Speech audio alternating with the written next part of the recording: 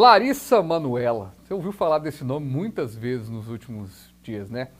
Uma atriz que todo mundo viu crescer assistindo os programas da televisão, né? As novelas infantis. De repente virou adulta e descobriu uma situação complicada. Ela era milionária e não tinha dinheiro para comprar um milho na praia. Pelo menos são histórias que foram contadas, vários depoimentos foram dados. O fato é que, no meio disso tudo, aparece um termo que a gente precisa discutir na economia, que é a holding. O que seria uma holding familiar? Por isso, a gente, se tem a ver com o seu bolso, tem a ver com a economia agora, a gente vai discutir esse assunto. Eu estou recebendo aqui agora o Guilherme Lage, que é professor, advogado da Pedron Advogados. O Guilherme está aqui comigo. Professor, obrigado, viu, pela sua presença, satisfação recebê-lo. Satisfação minha, Fabiano, prazer estar com vocês. Fala de um tema polêmico, né? Polêmica. Falou Larissa Manoela, assim, já começa a ter muito mais do que uma atriz bonita da televisão que a gente viu crescer e tal. E eu acho que esse assunto ele chama atenção porque os artistas, quando a gente vê ele começando, a criança, e de repente e tem talento, né? Primeira coisa que chamou atenção no assunto é que muita gente questionou, nossa, mas ela tem esse patrimônio todo, mas ela trabalha desde criança, fez publicidade, fez as questões todas. Então, às vezes as pessoas não têm nem essa noção, né, de quanto dinheiro rende um ator, uma atriz, um ator.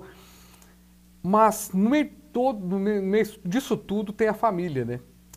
Para começar, para a gente dar um pontapé aqui, o que é uma holding familiar? O que é esse termo que apareceu muito nas discussões? Vamos lá, Fabiano. Vou tentar ser o mais didático, o mais simples o possível. Uma holding é uma estrutura empresária que se monta com algumas finalidades. Vamos utilizar uma finalidade que é muito comum para o pessoal da economia, o pessoal que vai entender bem. Vamos imaginar empresas da Bolsa. Uma das empresas mais famosas da Bolsa, que tem o maior número de investidores, pessoa física, é a Itaúsa, que é uma holding construída que dentro dela há participações do Itaú, até pouco tempo tinha uma participação da XP, e você vai ter várias empresas ali dentro. A holding, uma das primeiras finalidades dela seria então uma empresa que vai gerir participação em outras empresas. O pessoal da economia gosta muito do Warren Buffett, né, investidor americano muito famoso. A empresa dele, a Berkshire Hathaway, é uma das maiores holdings do mundo. Então, é uma empresa que já é conhecida para o pessoal da economia. O mercado econômico já está acostumado com esse tipo de empresário, que é uma empresa formada para, muitas das vezes, concentrar participação ou gestão de outras empresas. Todo grupo empresarial muito grande costuma ter uma empresa gestora, como se fosse um guarda-chuva em cima, que seria uma holding. Aí vamos passar para a ideia da holding patrimonial e a holding familiar. Ok. Como que se começou a pensar nesse sentido? Imagina você, casado, 2 filhos, você vai constituindo um patrimônio, você e a sua esposa, ao longo da sua vida. Não raramente as pessoas só vão pensar em organização de patrimônio através de um instituto muito comum, que é o Instituto do Inventário. A pessoa vem a falecer, não tem opção, vai ter que fazer o inventário, a lei obriga, e aí você tem uma incidência aqui de impostos, custos, que fica muito dispendioso. Aí o pessoal começou a utilizar uma estrutura empresarial para levar este patrimônio para dentro de uma empresa. É o que ficou popularmente conhecido como a holding familiar. Qual é a ideia? De você pegar o patrimônio individual destes agora sócios, bens, né, participações em empresas, direitos, leva para dentro desta empresa. Esta empresa agora vai ser dona destes bens e cada sócio tem um pouquinho desta participação. É o caso da atriz tão famosa Larissa Manoela, que foi constituída uma holding, uma empresa para receber todos os direitos dela, de imagem, os contratos que ela celebrava iam para dentro desta empresa. Esta empresa foi adquirindo patrimônio, tem uma casa que ficou muito famosa agora com a venda, uma casa, um imóvel em Orlando, e esse patrimônio fica dentro da empresa. e aí você já não tem mais bens em nome dos sócios. Você tira a pessoa física também do processo. Exato. A partir do momento que você constitui a empresa, né, essa holding patrimonial, essa holding familiar, todas as transações são feitas por esta empresa. E aqui você tem vários benefícios. Por exemplo, vamos imaginar que você tem dentro desta empresa imóveis que recebem aluguéis, imóveis que estão alugados. Se você aluga um imóvel na sua pessoa física, a tributação é maior do que na pessoa jurídica. Então, se você tem os imóveis dentro desta holding, essa holding loca os imóveis, você tributa e distribui lucro para os sócios. Pessoas. Então, é interessante, é um mecanismo muito interessante. E no caso da Larissa Manoela, o que me preocupou muito, né, foi o fato de que talvez nós estejamos culpando o mensageiro por uma mensagem ruim. E não é essa a ideia. Né? Ali ela tem uma finalidade muito específica, uma finalidade lícita. O problema não está na holding, na forma com que ela foi utilizada, talvez. Exato. Ali o que pareceu, pelas reportagens que foram até então publicizadas do caso, né, a partir do momento em que você tem uma criança, pela nossa lei, pelo Código Civil, realmente os pais são responsáveis por gerir o patrimônio dessa criança, os pais é quem vão representá-la. E aí, pelo que foi noticiado, ela tinha tão somente 2% desta empresa.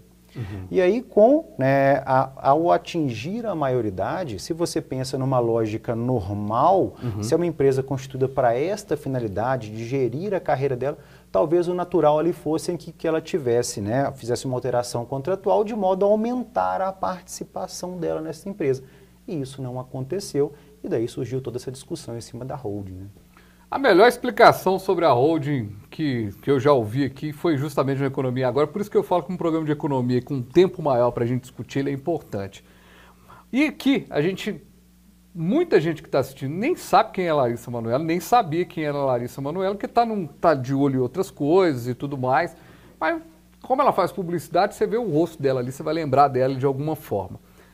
Mas aí, isso também chama a atenção de como que o crescimento de uma família, né, um desenvolvimento de uma família. Por exemplo, a maioria, se a gente pegar hoje, né, tem um dado, né, que até 2021, né, quando a pandemia estava ali naquele auge, o Brasil já contava com aproximadamente 2.300.000 empresas, né, ou seja, entre elas 100.000 são holdings, ou seja, você tem uma divisão disso. E você pega um retrato ainda maior, muitas das nossas empresas são familiares no Brasil. Os grandes grupos que a gente conhece no Brasil são familiares, as empresas nascem da família. Você disse que não pode culpar o mensageiro. Qual que é o grande efeito positivo que uma holding pode fazer para que uma dissolução de uma parceria, de sociedade não seja uma tragédia? Porque a gente está falando do lado ruim do que foi colocado. Talvez porque ela não tinha ciência e quem estava tutor ali escolheu a forma com que está, né, colocando. Por exemplo, a gente sabe muito bem que tem determinados negócios que alguém chega com a ideia, com o braço, e o outro com o dinheiro, isso, né, com o investimento. E aí acaba que um fica com 60%, outro com 40%. Isso tem que estar lá no contrato, tem que estar lá certinho para não dar problema dos 2% do milho lá da Larissa Manoela. Para não faltar dinheiro para o milho. Para não faltar dinheiro para o milho, exatamente. Fabiana, a gente tem aqui alguns institutos, né, que são muito importantes de serem pensados na hora de você estruturar uma empresa segura. Não é incomum que o empresário sempre pense só, tem que fazer um contrato social, procura um contador, e aqui a gente tem exímios contadores, né? Nós estamos em Belo Horizonte com uma qualidade de ótimas contabilidades. Quando eles pegam um contador muito preparado, a chance deles terem realmente um contrato social fantástico ela é grande. Mas muitas das vezes acaba pegando aquela contabilidade, talvez de um contador não tão experiente, e ele acaba se valendo do contrato padrão da junta comercial. E aí começam alguns problemas. Por quê? Este contrato padrão, eu costumo utilizar um exemplo muito comum para os meus clientes, talvez fica fácil de todo mundo que nos escuta entender. Você consegue ir em qualquer loja de varejo e comprar um terno. Mas quando você vai se casar, geralmente você vai procurar um alfaiate. Porque aquele terno foi feito sob medida para você. Um contrato social também tem que ser assim. A partir do momento que você vai constituir uma empresa, em especial, talvez empresas que vão receber investidores, empresas como esta, uma holding patrimonial, uma holding familiar, que vai ter uma finalidade de gerir uma carreira, gerir um patrimônio, o contrato social ele tem que ser construído levando isso em consideração. Até mesmo cláusulas muito importantes, que são cláusulas na hora que a gente está brigado. Por exemplo, a cláusula da rescisão, uma cláusula de uma dissolução parcial da sociedade. A nossa lei ela deixa uma certa margem para que isso possa ser melhor regulamentado. E, além do contrato social, há outro documento que, para mim, ele é ainda mais importante. A grande maioria das nossas empresas são empresas limitadas. E aí a gente tem ali, dentro daqueles cotistas, a possibilidade de se fazer um acordo entre eles. É o que nós chamamos de acordo de cotistas. As SAs, na Bolsa de Valores, todo mundo vê lá os acordos de acionistas, porque é uma sociedade dividida em ações. E aí, neste contexto, dentro deste acordo, a gente pode determinar várias questões entre os sócios. Como que eles vão votar? Como que alguma coisa vai ser vendida? Como que vai ser feita uma deliberação? Isso traz uma maior segurança, tanto para a hora que está todo mundo bem, quanto em especial na hora que as empresas ali está se fazendo o divórcio entre os sócios. Que na verdade é isso.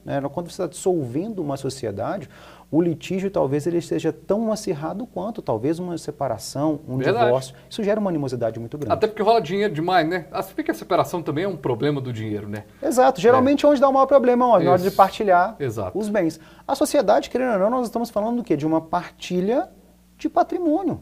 As cotas sociais valem dinheiro. Vamos voltar ao exemplo da Larissa Manoela. Quanto que vale a cota social de uma empresa que tem 18 milhões em patrimônio?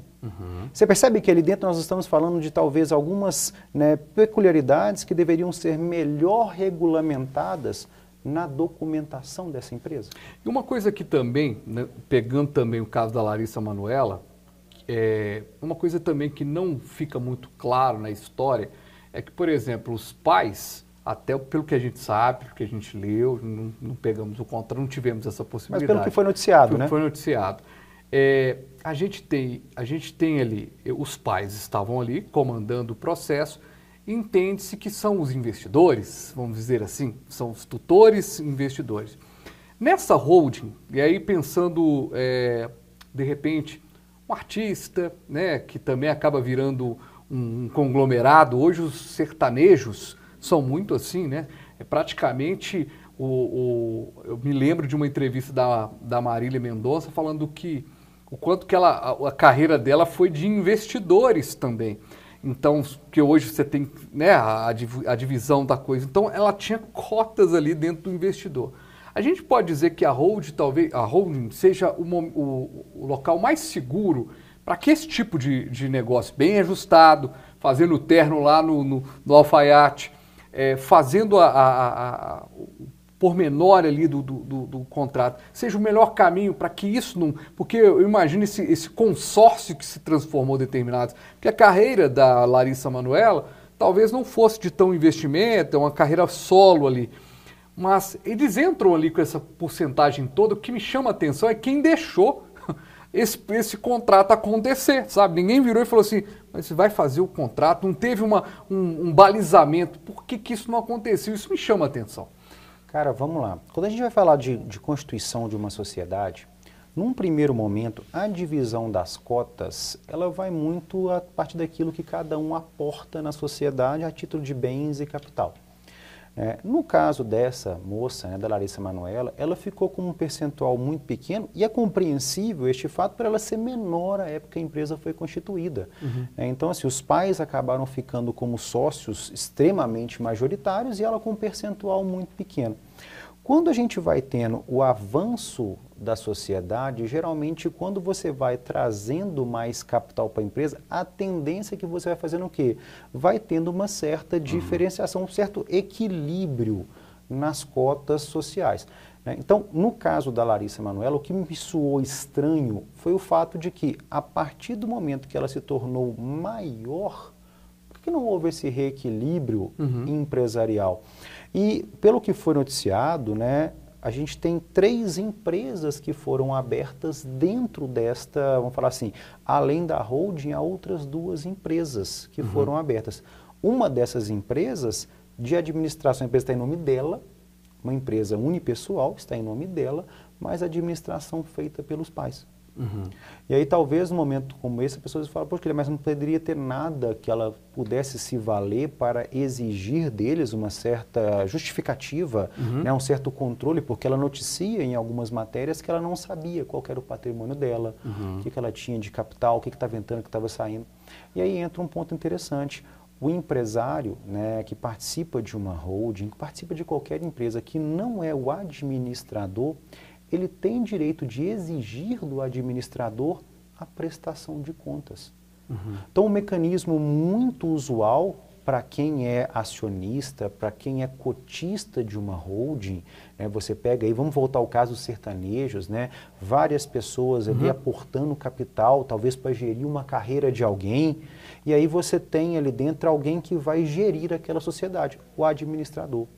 Esse administrador ele tem um dever para com os sócios, seja um administrador sócio, seja o administrador contratado. E aí estes sócios podem sim exigir dele uma prestação de contas. Talvez tenha sido o que faltou no caso dela para que ela tivesse uma compreensão maior e até mesmo nas negociações entre sócios para reequilíbrio isso fosse utilizado. Professor, o papo está muito bom, a gente vai ter que ir para o intervalo e na volta a gente vai continuar entendendo um pouco mais desse processo. E mais do que isso, a gente vai mostrar aqui no programa como que é o caminho para você não entrar numa dessa, né? O que você tem que fazer, quem está aí numa sociedade, está montando, está criando grupos. Comum, a gente está pensando num holding, um negócio grande de 16 milhões, mas tem holding que, né, o cara tem uma lojinha, tem outra, como é que ele faz? No mercado digital também hoje, né? O cara tem uma loja na web, tem um outro negócio, como é que ele faz para não cair esse problema todo aí, tadinha da Larissa Manoela, não está conseguindo comprar nenhum milho. A gente vai rapidinho para o intervalo e volta aqui no nosso Economia. E agora?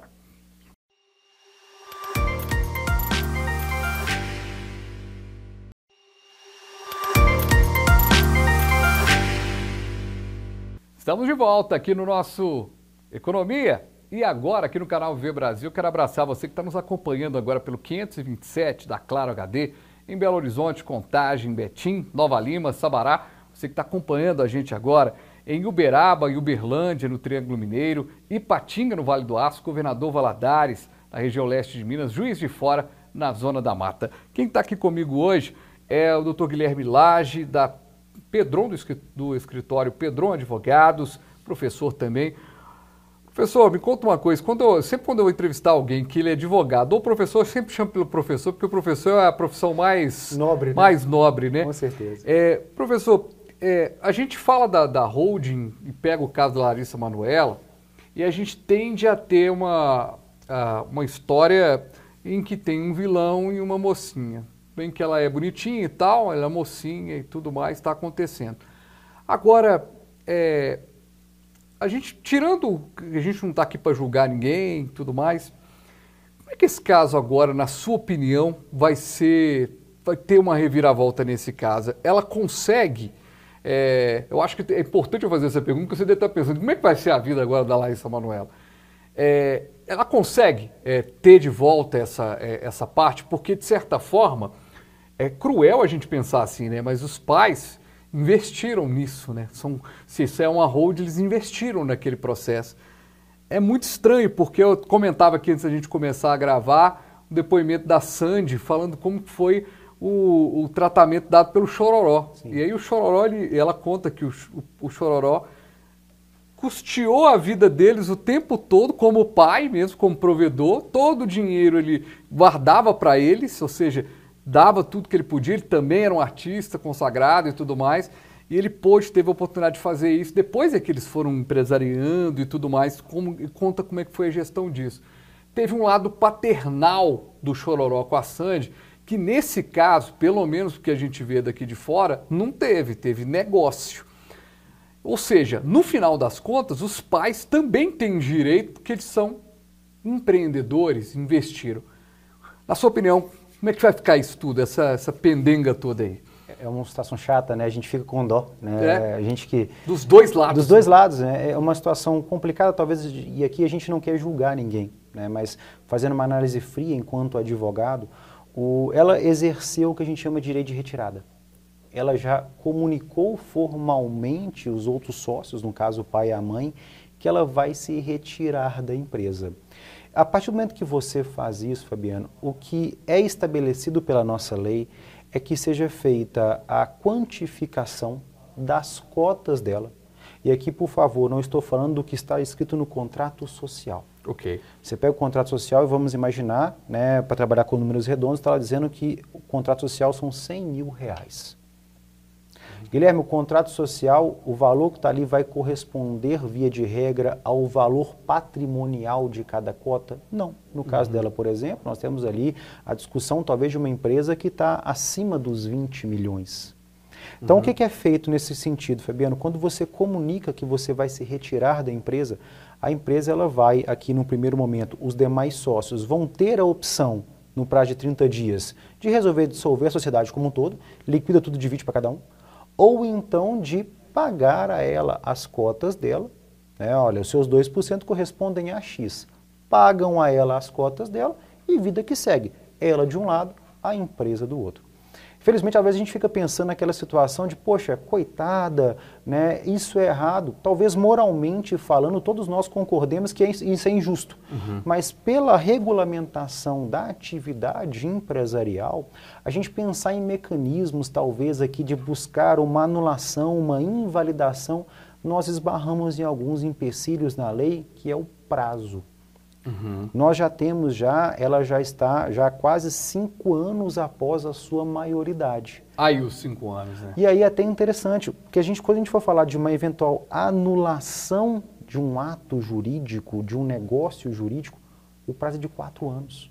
Não é de 5 mais. Então, talvez nós já tenhamos, eu não sei exatamente as datas exatas, mas pela cronologia, ao que tudo transparece, já se passaram esses 4 anos. Então, infelizmente, ou felizmente para ela, né, que é uma atriz de sucesso, que vai continuar a sua carreira a partir de agora, o que ela fez foi comunicar que vai sair da empresa, então eles vão ter que pagar as cotas, e ela também comunicou, pelo que foi noticiado, para as demais empresas que pagavam ela, patrocinadores, empresas que ela faz campanha, para a partir de agora pagar para a nova empresa, que é só dela. E aí vai deixar esse patrimônio, acredito eu, para os pais. E essa holding vai acabar, porque ela o nome da empresa é ela, o produto é dela, então, ou seja, essa empresa quebrou. Talvez essa empresa vai viver a partir de agora de gerir o patrimônio que ela já tem. Okay. E essa é uma finalidade muito interessante também de uma holding. A partir do momento que você tem uma empresa com um patrimônio imobiliário muito interessante, essa empresa, como qualquer outra empresa, ela pode adequar o seu objeto e passar a partir de agora, por exemplo, a alocar esses imóveis. Agora a gente falou do lado legal e o lado moral, né? Do lado moral a gente imagina 2% de 16 milhões, dá um dinheirinho bem michuruca perto do que ela conquistou. Mas há espaço para o lado moral mudar a situação legal? Vou te explicar. Se os pais, de repente, né, vamos ser justos aqui, vamos dar meio a meio, há meios para isso acontecer? Ah, sim. A partir do momento que você tem uma sociedade, ela pode passar por rearranjos entre os sócios a qualquer momento. Nós estamos falando de bens disponíveis. Okay. Eu posso, por exemplo, imagina que você tem um veículo, o seu veículo vale R$100 mil, você quer me vender esse veículo. Só que pelo carinho que eu tenho com você, falo, não, Fabiano, esse carro seu vale mais. E eu vou lá e pago um valor maior com relação àquele veículo. Algum problema? Ok. Você percebe que não há limitação aqui entre isso? Analogia. Então, no caso de uma empresa, é a mesma coisa. Ela tem 2%. É tipo mãe comprando celular antigo de filho, né? Exato. Vou comprar aqui, filho. Vou comprar. Paga o valor de um iPhone novo. Um novo e compra um novo para, né? Mais ou menos essa lógica. Cara, isso pode ser feito a qualquer momento. Quando a gente vai falar de uma dissolução de uma sociedade, de uma compra, cessão de cotas, esta negociação feita de consenso entre os envolvidos, cada um precifica do modo que quiser. Agora, se essa precificação não for consensual, para mais ou para menos, aí a gente acaba passando pela dissolução de sociedade judicial. E aí, como que é feita essa quantificação? Vamos pegar tudo ali que compõe a empresa, a marca, o patrimônio, dívidas, ativos, passivos, recebíveis.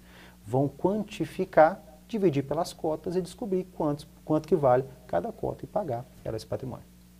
Pois é, gente, que situação, né? A gente aproveitou esse caso da Larissa Manoela para despertar para esse assunto, né? Interessante contar algumas coisas legais. Para a gente caminhar para o nosso final aqui, professor, o que a gente pode dizer para as pessoas que começam a crescer? Todo empreendedor quer crescer, né? O MEI que passa para microempreendedor sabe a tragédia que já vira na vida dele de imposto. Aí ele acha que ele está crescendo e começa a pagar mais imposto. Aí aquele dinheiro que ele achou que ia sobrar, ele está pagando a parada e aí vai crescendo. Empreender é isso. Exato. E o cara que tem um negócio, passa a ter um, passa a ter dois, passa a ter três, ele está crescendo, está prosperando. Mas para isso acontecer, muitas das vezes ele precisa de um investidor, precisa de um sócio. Como é que a gente pode deixar aqui um alerta para as pessoas na hora de constituir uma holding, constituir uma empresa que seja? Como é que a gente faz para não ter problema, para ficar tudo certinho? Porque dizem que duas maneiras de você perder um amigo é você chamar ele para uma sociedade ou pegar um dinheiro emprestado, né? Ou ser fiador também tem a terceira. Ser fiador também tem a terceira, mas o fiador está sumindo do mapa, né? Porque agora a turma já está criando aí como é que chama seguro agora? Fiança. Seguro fiança. Exato. Que você já elimina e tudo mais, que aí a amizade se mantém. A amizade se mantém, não tem problema. Mas e aí? Fabiano, a gente atua com a parte empresarial, é a grande especialidade do escritório, né? Eu faço acompanhamento de dezenas de empresas. Uma coisa que eu sempre converso muito com os novos empresários que chegam no escritório é que todo mundo começa, talvez, no amadorismo, batendo cabeça, né? A gente procura um contador, faz aquele contrato social do varejo e vai. Só que a partir do momento que a empresa começa a tomar corpo, algo essencial é que você consulte um advogado. Converse com um advogado, faça uma adequação correta do seu contrato social. Você quer ver uma coisa boba? Via de regra, quando a gente tem um contrato social lá, vamos imaginar dois sócios, o João e o Pedro. O contrato social padrão vai dizer que com o falecimento do Pedro, os filhos dele, os herdeiros, não vão entrar na sociedade e a sociedade vai ter que pagar as cotas dele à vista em 60 dias. Meu Deus. Você percebe que isso pode quebrar uma empresa que talvez era extremamente lucrativa, de uma atividade muito viável? Para os próprios herdeiros. Exato. E assim, você percebe que essa lógica, caso adequada, imagina você virar para esse sócio e falar, olha, eu vou conseguir adequar o seu contrato de modo que no falecimento do seu sócio, você vai ter um prazo de 100 dias, de 180 dias, de 120 dias para começar a pagar e você vai pagar em 20 parcelas. Como é que fica muito mais fácil de viabilizar a atividade empresarial? Então, procurar um advogado é importantíssimo para, primeiro, você adequar o seu contrato social, estabelecer esse acordo de cotistas. A gente tem casos no escritório que chegam a ser muito engraçados, sociedades de ex-marido e ex-mulher, que eles estavam numa briga gigantesca, a empresa estava indo ladeira abaixo, uma empresa altamente viável, altamente lucrativa. Sentamos com os dois, estabelecemos um acordo de cotistas, multas para os descumprimentos. A empresa voltou a crescer numa boa. Todo mundo tem a regra do jogo. Aí eles se reencontraram, casaram e fizeram mais um filho, não, né? Essa história não continuou, não. Não que a gente saiba, né? Nos bastidores a gente não está lá. Nos bastidores a gente não tá. O meu conselho para o empresário mas que legal, né? Que legal ou seja, com organização até, porque ex-marido e ex-esposa é um negócio que a pessoa deve sofrer, né? Eu não tenho ex-marido, ex-esposa, ex-marido, mas deve ser um negócio complicado. Cara, vamos imaginar um acordo de um divórcio. Os pais fazem um acordo no divórcio com relação à guarda, à pensão do filho. O que está acordado é muito mais fácil de ser cumprido, você concorda comigo? Exatamente. Essa ideia também se aplica à sociedade. Quando você estabelece as regras previamente ao problema, surgiu o problema, a gente vai lá, consulta o nosso manualzinho e vamos ver como é que a gente vai agir. Te garanto, isso vai diminuir muito o atrito societário. Muito legal. Doutor Guilherme Lage, que é da Pedron Advogados, professor também. Já te agradecer demais, foi muito bacana aqui o nosso papo. Quem quiser te encontrar aí, encontrar o escritório, te encontrar aí por aí no LinkedIn, nas redes sociais, para continuar esse papo, como é que faz? No escritório você vai encontrar o @pedronadvogados, né, você vai achar no Instagram, hoje é a rede social que a gente mais movimenta. O meu perfil pessoal, @Guilherme Lage com G, advogado.